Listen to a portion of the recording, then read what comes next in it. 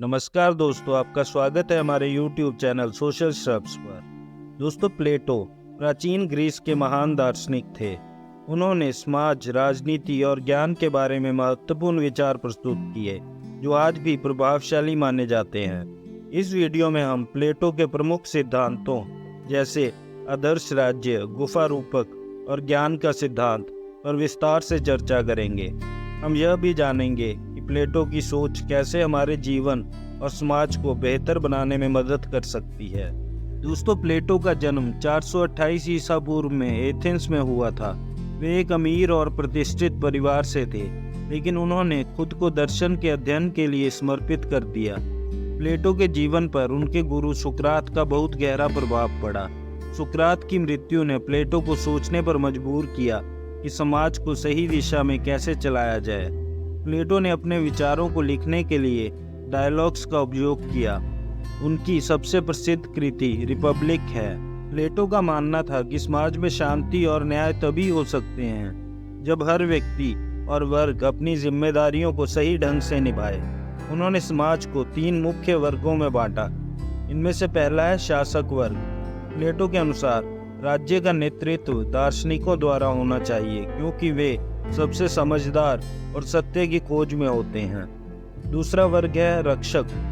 इसका काम राज्य की रक्षा करना है। वे सेना और सुरक्षा की जिम्मेदारी उठाते हैं। इसमें तीसरा वर्ग है निर्माता, जिनमें किसान, व्यापारी और कारीगर जैसे लोग जो राज्य की आर्थिक जरूरतों को पूरा करते हैं। प्लेटो ने यह कहा कि आदर्श राज्य में न्याय तभी होता है जब हर वर्ग अपने काम पर ध्यान दे और दूसरों के काम में हस्तक्षेप ना करे। प्लेटो के अनुसार न्याय केवल कानून या नियमों का पालन करने तक सीमित नहीं है। उनका मानना था कि न्याय आत्मा और समाज दोनों में संतुलन लाने से आता है। आत्मा के 3 भाग होते हैं, जिनमें पहला है तर्क, जो हमें सही और गलत का निर्णय करने में मदद करता है। इसमें दूसरा है साहस, जो हमें चुनौतियों का सामना करने की ताकत देता है। और तीसरा है इच्छा, जो हमारी आवश्यकताएं और इच्छाएं नियंत्रित करती हैं। जब आत्मा का हर हिस्सा अपने कार्य को सही ढंग से निभाता है, तब व्यक्ति न्यायपूर्ण होता है। इसी तरह जब राज्य का हर वर्ग अपनी भूमिका निभाता है, तो समाज में न्याय स्थापित होता है। प्लेटो का सबसे प्रसिद्ध रूपक है गुफा का रूपक। इसमें उन्होंने इंसान की अज्ञानता और ज्ञान की यात्रा को समझाया। इस रूपक में कुछ लोग अंधेरी गुफा में कैद होते हैं, जहां वे केवल दीवार पर परछाइयां देख सकते हैं। वे सोचते हैं कि यही असली दुनिया है।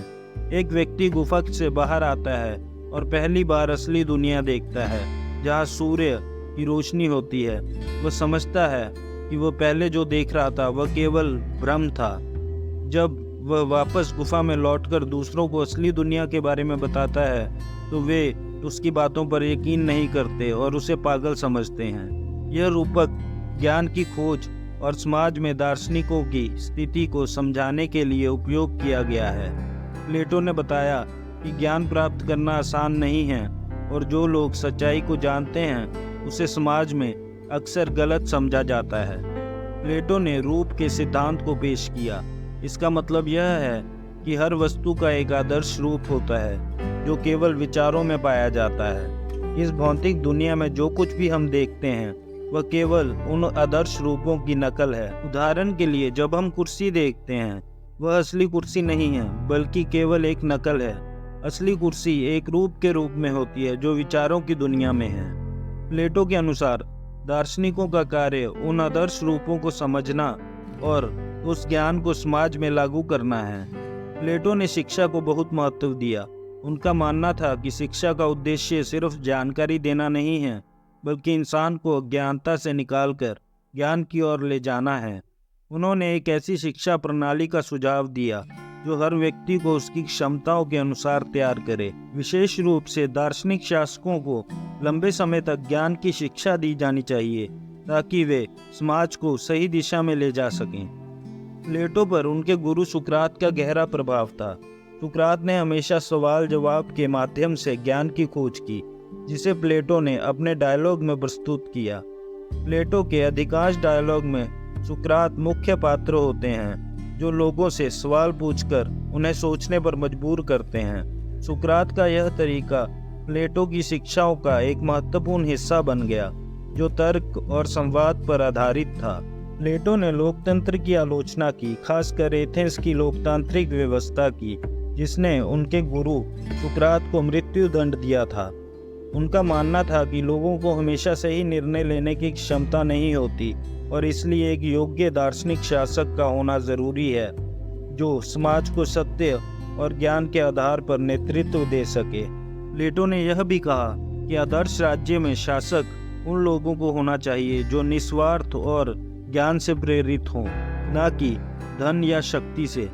प्लेटो का आदर्श राज्य एक आदर्श विचार है जिसे पूरी तरह से लागू करना शायद संभव नहीं है, लेकिन उनके सिद्धांत आज भी राजनीति, शिक्षा और समाज में लागू किए जा सकते हैं। उनका विचार कि शासकों को बुद्धिमान और नैतिक होना चाहिए आज भी राजनीति में भी प्रासंगिक है। प्लेटो के न्याय और ज्ञान के विचार आज भी हमें बेहतर समाज और जीवन जीने के तरीकों के बारे में सोचने के लिए प्रेरित करते हैं। प्लेटो का योगदान पश्चिमी दर्शन के इतिहास में अमूल्य है। उनके शिष्य अरस्तु ने भी दर्शन में महत्वपूर्ण योगदान दिया। प्लेटो के सिद्धांत आज भी दुनिया भर के शिक्षण संस्थानों में पढ़ाए जाते हैं और उनका प्रभाव विज्ञान, राजनीति और शिक्षा के क्षेत्रों में देखा जा सकता है।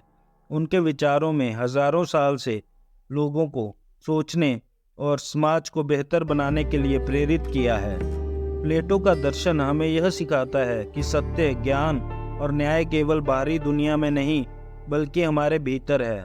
उनकी सोच हमें इस बात पर ध्यान केंद्रित करने के लिए प्रेरित करती है कि हम कैसे अपने समाज और अपने जीवन को अधिक न्यायपूर्ण और ज्ञान युक्त बना सकते हैं। तो दोस्तों, यह था आज का वीडियो।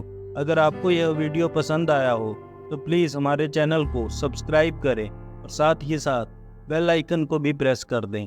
आपसे मिलते हैं अगले वीडियो में ऐसे ही रोचक कंटेंट के साथ। धन्यवाद।